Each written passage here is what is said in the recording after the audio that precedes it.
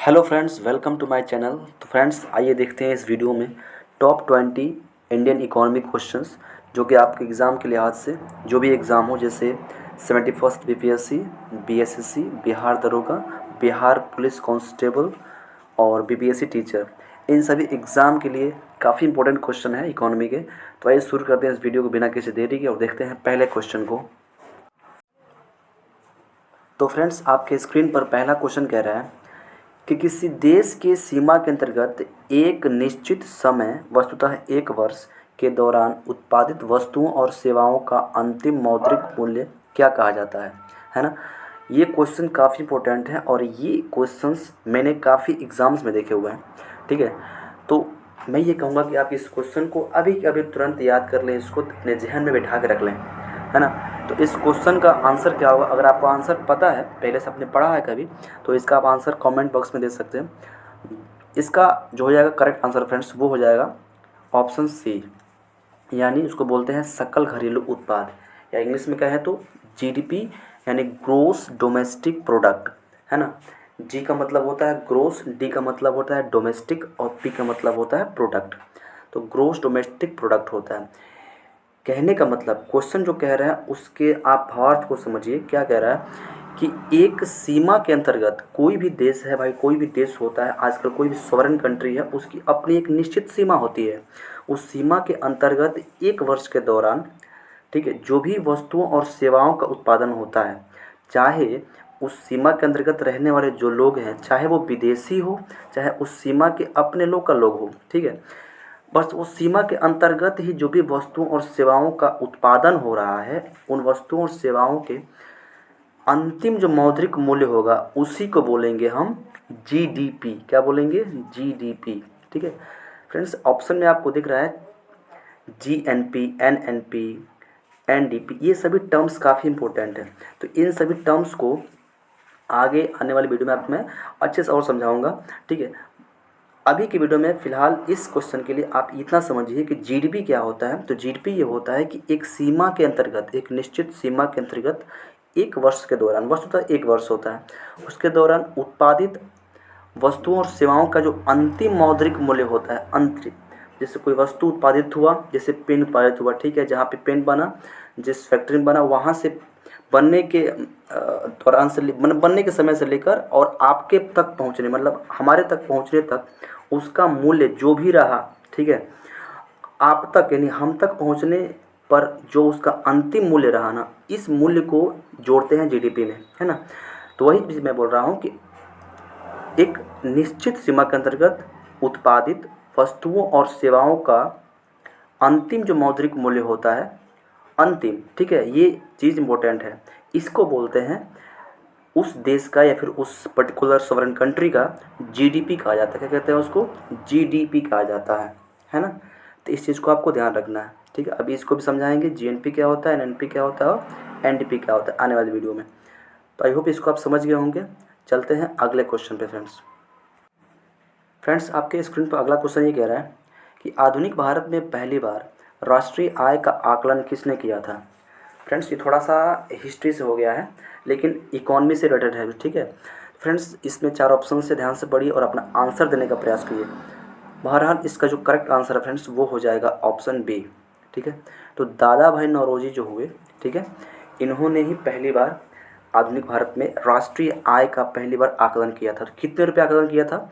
तो इन्होंने राष्ट्रीय आय का आकलन 20 रुपये किया था। कितना? 20 रुपये किया था। तो इस चीज़ को आपको बस याद रखना है जहन में। चलते हैं अगले क्वेश्चन पे। फ्रेंड्स, आपके सामने क्वेश्चन नंबर 3 कह रहा है, मुक्त बाजार अर्थव्यवस्था डैश का एक महत्वपूर्ण पहलू है। ठीक है, तो इस क्वेश्चन का आंसर क्या होगा? आपके सामने चार ऑप्शन से ध्यान से ऑप्शन पढ़िए और इसका आंसर देने का प्रयास कीजिए फ्रेंड्स। अगर आपको आंसर पता है तो अपना आप आंसर कमेंट बॉक्स में लिख सकते हैं। वैसे इस क्वेश्चन का जो राइट आंसर हो ना, वो हो जाएगा ऑप्शन सी। तो पूंजीवादी होती है। फ्रेंड्स, पूंजीवादी अर्थव्यवस्था क्या होती है, इसको आप समझिए। फ्रेंड्स, पूंजीवादी अर्थव्यवस्था वो होती है,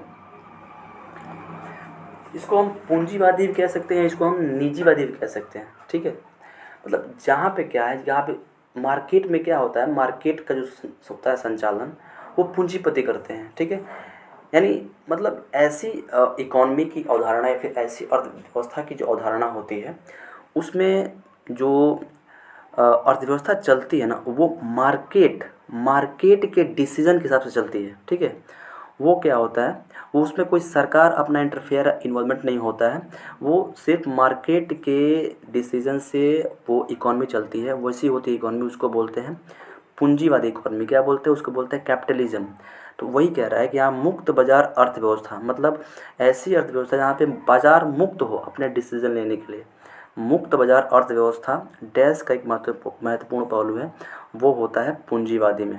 ठीक है, समाजवादी में क्या होता है, जितने भी उत्पादन के साधन होते हैं, जितने भी जैसे इकॉनमी होती है, तो उस इकॉनमी में जो है सरकार का दबदबा होता है ना। सरकार के ही फैसले, सरकार के ही नीतिगत फैसले इसमें सुने जाते हैं या फिर प्रमुख रहते हैं, मुख्यतः देखे जाते हैं। ठीक है, समाजवादी में। ठीक है, तो ये चीज़ इंपॉर्टेंट है कि आपको याद रखना है कि मुक्त बाजार व्यवस्था में जो है पूंजीवादी इसका एक महत्वपूर्ण पहलू है। फ्रेंड्स, आपके सामने क्वेश्चन नंबर 4 कह रहा है, निम्न में से किसे समष्टि अर्थशास्त्र के जनक के रूप में जाना जाता है। तो इस क्वेश्चन का आप आंसर कमेंट बॉक्स में दे सकते हैं अगर आपको पता हो तो। वैसे इस क्वेश्चन का जो राइट आंसर है ना, वो हो जाएगा ऑप्शन डी। ठीक है, यानी John Maynard Keynes, John Maynard Keynes को समष्टि अर्थशास्त्र के जनक के रूप में माना जाता है ना। बहरहाल जो अर्थशास्त्र है ना, अर्थशास्त्र को बेसिकली दो हिस्सों में बांटा जाता है, बांटकर और अपने सुविधा के हिसाब से पढ़ा जाता है। ठीक है, अर्थशास्त्र को दो हिस्सों में, एक होता है व्यष्टि अर्थशास्त्र, क्या होता है व्यष्टि, और दूसरा होता है समष्टि। ठीक है, जो व्यष्टि होता है इसको इंग्लिश में कहते हैं माइक्रो इकोनॉमी, इसको बोलते हैं, और समष्टि को बोलते हैं मैक्रो इकोनॉमी। जो व्यष्टि जो इकोनॉमी होता है ना, एक छोटी, बहुत ही सूक्ष्म कॉन्सेप्ट होती है, बहुत ही छोटी अवधारणा होती है। इसके अंतर्गत काफ़ी छोटे चीज़ों को हम इकोनॉमी में पढ़ते हैं। और समष्टि जो होता है, इसमें काफ़ी बड़े बड़े चीज़ों को इसमें देखा जाए, जैसे राष्ट्रीय आय, जीडीपी, ठीक है, रोजगार, ठीक है, ये सब चीज़ों को इसमें देखा जाता है। क्योंकि समष्टि इकोनॉमी ये बड़ा कॉन्सेप्ट होता है। ठीक है, एक बड़ा और कॉम्प्रिहेंसिव कॉन्सेप्ट होता है समष्टि। तो इसके जनक कौन है, तो इसके जनक हैं जॉन मेनार्ड केन्स, है ना। अगर बात करें कि व्यष्टि अर्थशास्त्र के जनक कौन है, तो वो हैं अल्फ्रेड मार्शल। वो कौन है, अल्फ्रेड मार्शल, व्यष्टि अर्थशास्त्र के। ये चीज़ आई होप कि आपको कंफर्म हो गया होगा। चलते हैं क्वेश्चन नंबर 5 पे। तो फ्रेंड्स, आपके सामने क्वेश्चन नंबर 5 कह रहा है, विभिन्न देशों के मध्य विविध स्तर पर तीव्र एकीकरण के रूप में जाना जाता है ना।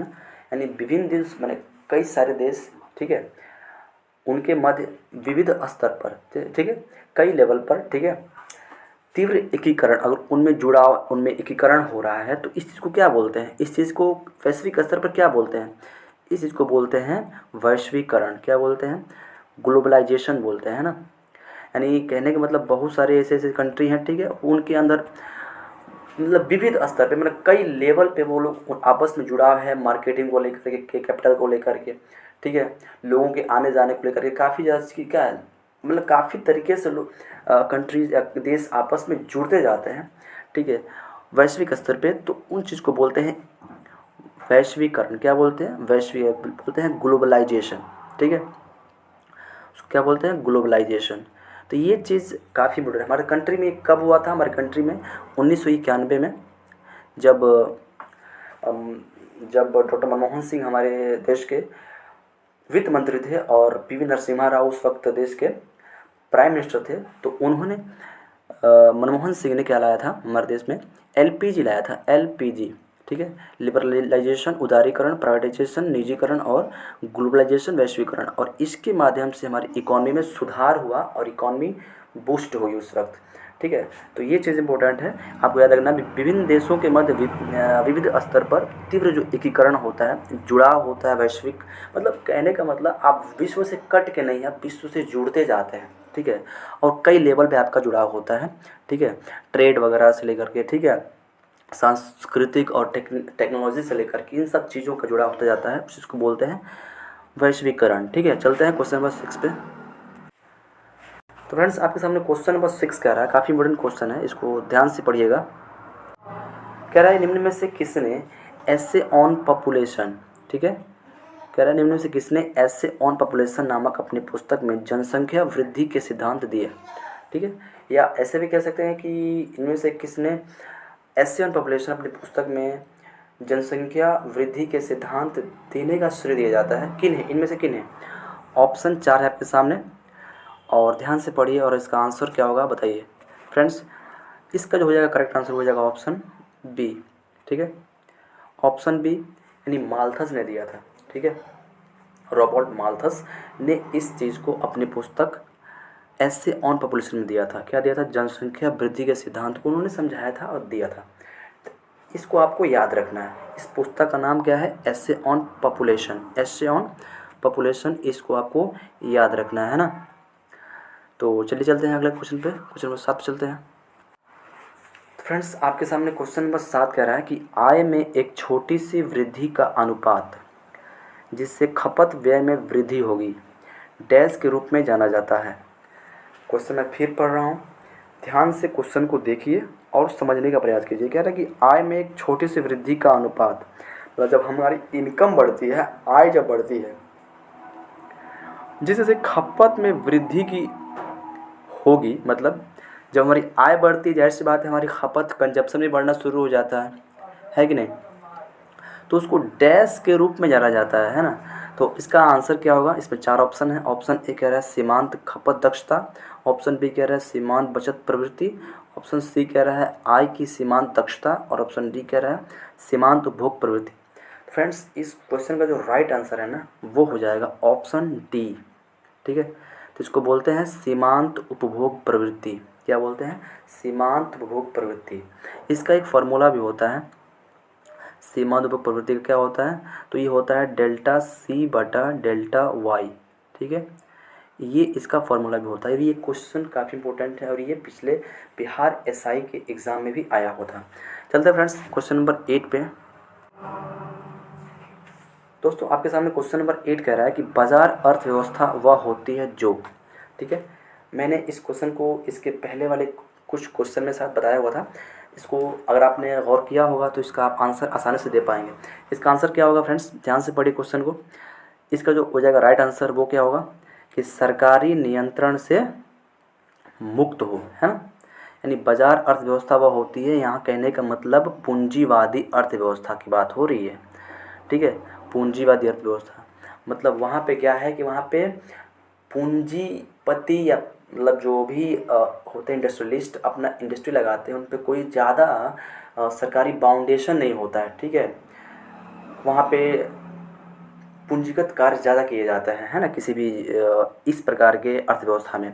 तो बाजार अर्थव्यवस्था वह होती है जहाँ पे क्या हो कि सरकारी नियंत्रण कोई ना हो, सरकारी नियंत्रण से वह मुक्त हो। इस प्रकार के अर्थव्यवस्था को बोलते हैं बाजार अर्थव्यवस्था या इसको बोलते हैं पूंजीवादी अर्थव्यवस्था, ठीक है।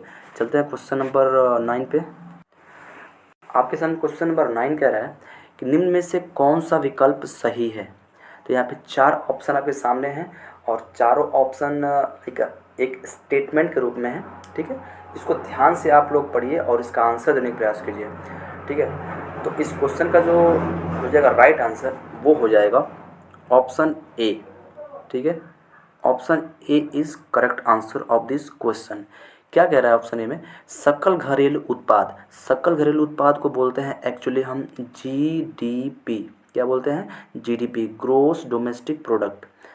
और उस पास माइनस दिया है, उसको कह रहा है मूल्यह्रास, मैंने इसको बोलते हैं डेप्रिसिएशन, मूल्यह्रास, ठीक है, डेप्रिसिएशन। उसके बाद कह रहा है निवल घरेलू उत्पाद, या उसको बोलते हैं निवल को नेट डोमेस्टिक प्रोडक्ट, ठीक है। तो अगर जीडीपी में से, ठीक है, अगर डिप्रिसिएशन, अगर मूल्यह्रास, यानी कहने का मतलब जो भी उत्पादन हुआ है वस्तुओं और सेवाओं का उस समय के साथ, ठीक है, समय के साथ क्या होता है उसमें कुछ न कुछ खराबी हो जाती है, उसी चीज़ को बोलते हैं मूल्यह्रास, ठीक है, मूल्यह्रास होता है। तो जो हमको वास्तविक मिलता है ना, जीडीपी का जो वास्तविक हमको प्रारूप मिलता है, या फिर कह सकते हैं ये मूल्यह्रास घटाने के बाद से जो चीज़ हमको मिलता है उसको हम बोलते हैं निवल या फिर नेट डोमेस्टिक प्रोडक्ट, ठीक है। मतलब कहने का अगर हमारी बाय द वे मेरी जो कुल जीडीपी है वो 10 रुपये की है, ठीक है, लेकिन इसमें जो भी वस्तुओं और सेवाएं में जो भी खराबियां हो गई, ठीक है, और समय के साथ उनका मूल्य कम हो गया तो उसको घटा निकाल देंगे। ठीक है, निकालने के बाद से अगर हमको 8 रुपये ही मिल रहा है तो वो हमारा 8 रुपये क्या होगा, NDP हो जाएगा। ठीक है, NDP यानी नेट हो जाएगा, वो मेरा नेट डोमेस्टिक प्रोडक्ट है। GDP कभी भी बड़ा होता है और नेट डोमेस्टिक प्रोडक्ट कभी भी छोटा होता है ना, क्योंकि इसमें से मूल्य ह्रास को निकाल दिया जाता है। तो GDP में से हमेशा मूल्य ह्रास निकलने पे क्या बनता है, तो NDP बनता है, नेशनल डोमेस्टिक प्रोडक्ट बनता है। सॉरी, नेशनल नहीं, नेट डोमेस्टिक प्रोडक्ट। तो GDP में से जब ये डिप्रिसिएशन या मूल्य ह्रास निकलता है तो बनता है नेट डोमेस्टिक प्रोडक्ट। नेट, यहाँ पे NDP का मतलब होता है नेट डोमेस्टिक प्रोडक्ट या निवल घरेलू उत्पाद। ये चीज़ आपको क्लियर हो जाना चाहिए। ठीक है, कि GDP हमेशा बड़ी होती है और NDP हमेशा छोटी होती है, क्योंकि GDP में से मूल्यह्रास घटाने के बाद से हमको NDP मिलता है ना। चलते हैं क्वेश्चन नंबर 10 पे। फ्रेंड्स, आपके सामने क्वेश्चन नंबर 10 कह रहा है कि मिश्रित अर्थव्यवस्था क्या होता है। ठीक है, यानी मिक्स्ड इकोनॉमी क्या होती है उसको आपको बताना है।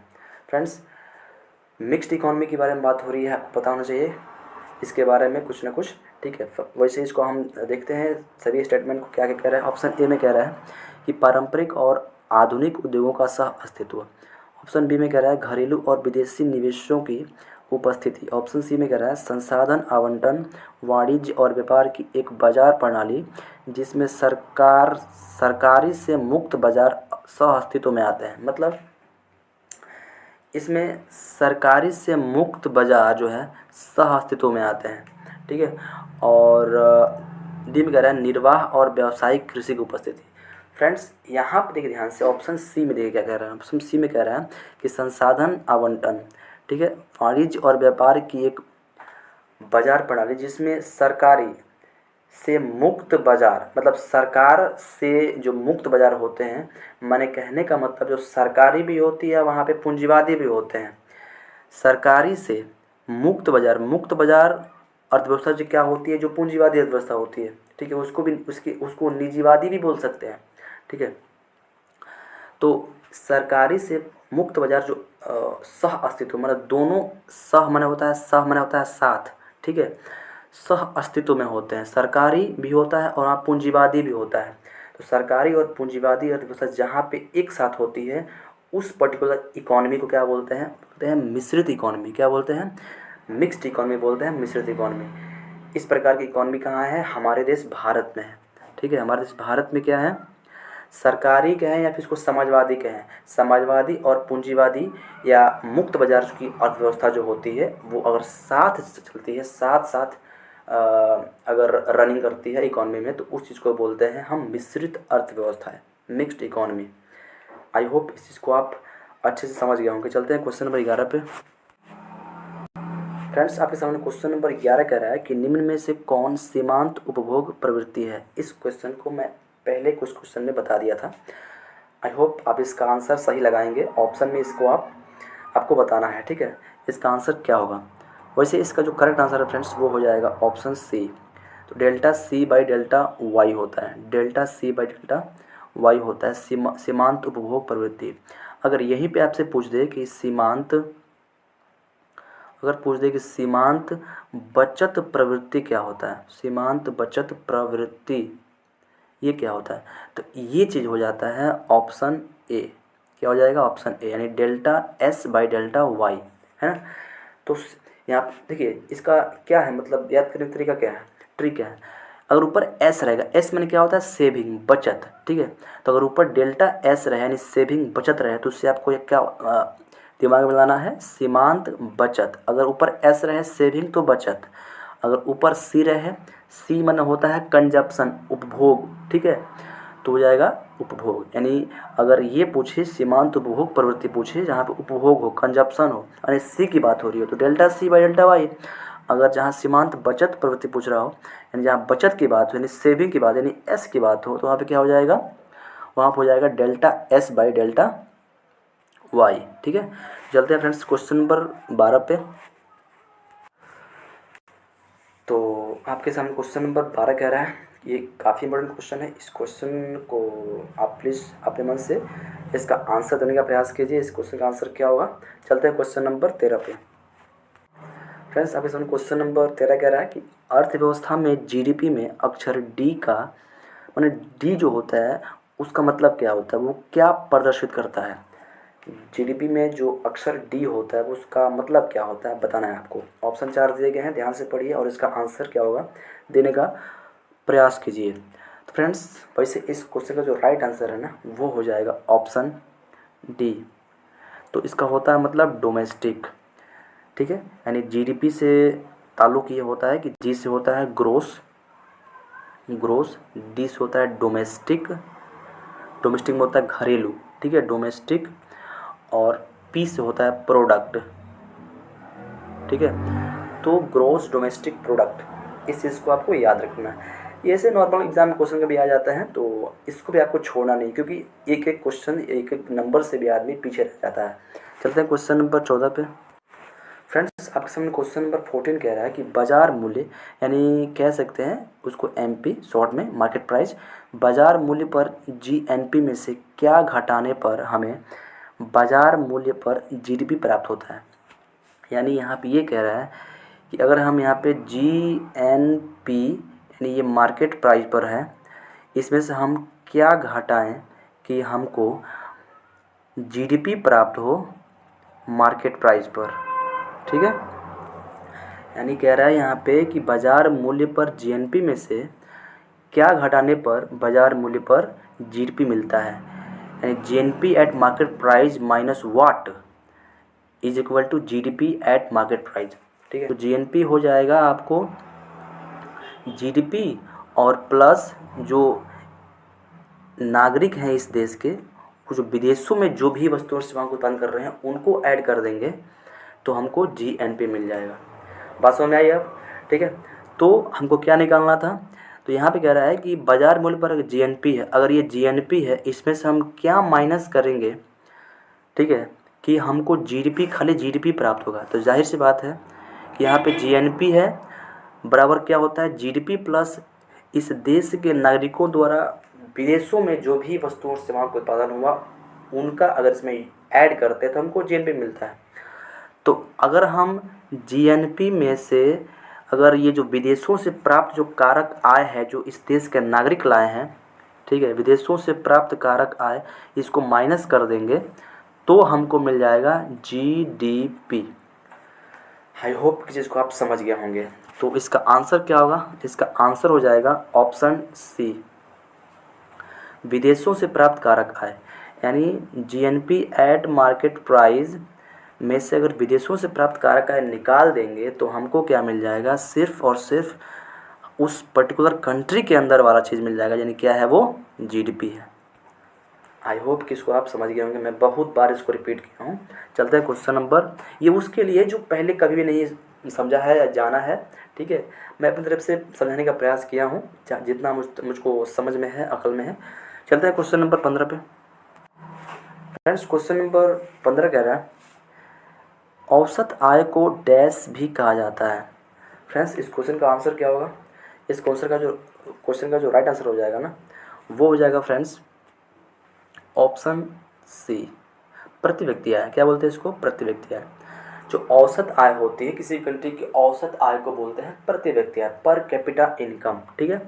अच्छा प्रति व्यक्ति आय कैसे निकाला जाता है, तो प्रति व्यक्ति आय निकालने का भी एक फार्मूला होता है। तो वो होता है यानी प्रति व्यक्ति आय अगर निकालें तो हम बराबर इसको अगर करें तो होता है राष्ट्रीय आय, जो भी राष्ट्रीय आय है उस देश की, ठीक है, बटा देश की जनसंख्या, देश की जनसंख्या। यानी क्या होती है जो राष्ट्रीय होती है वो डिस्ट्रीब्यूट होती है देश की जनसंख्या में, तो वही क्या होती है वो पर कैपिटा इनकम के रूप में हमारे सामने आती है। तो उस चीज़ को क्या बोलते हैं हम, औसत आय कह सकते हैं या प्रति व्यक्ति आय बोलते हैं। फार्मूला क्या होता है, राष्ट्रीय आय एंड देश की राष्ट्रीय आय बटा देश की जनसंख्या। इस चीज़ को आप ध्यान में बिठा कर रखिएगा। चलते हैं क्वेश्चन नंबर 16 पे। फ्रेंड्स आपके सामने क्वेश्चन नंबर 16 कह रहा है, काफ़ी इंपॉर्टेंट क्वेश्चन है कि वर्तमान में भारत दुनिया की डैश सबसे बड़ी अर्थव्यवस्था है। तो ये सब क्वेश्चन भी आपको रैंकिंग वाला जो क्वेश्चन आता है वर्ल्ड रैंकिंग में कौन से कंट्री किस रैंक पे है जीडीपी के हिसाब से, ये भी आपको पता होना चाहिए। तो फ्रेंड्स इस क्वेश्चन का जो राइट आंसर है वो हो जाएगा ऑप्शन ए। तो वर्तमान में जो भारत है ना वो 5th पोजीशन पे है अगर देखा जाए वर्ल्ड रैंकिंग में। ठीक है, तो फर्स्ट पे कौन है, तो फर्स्ट पे तो यूएसए है।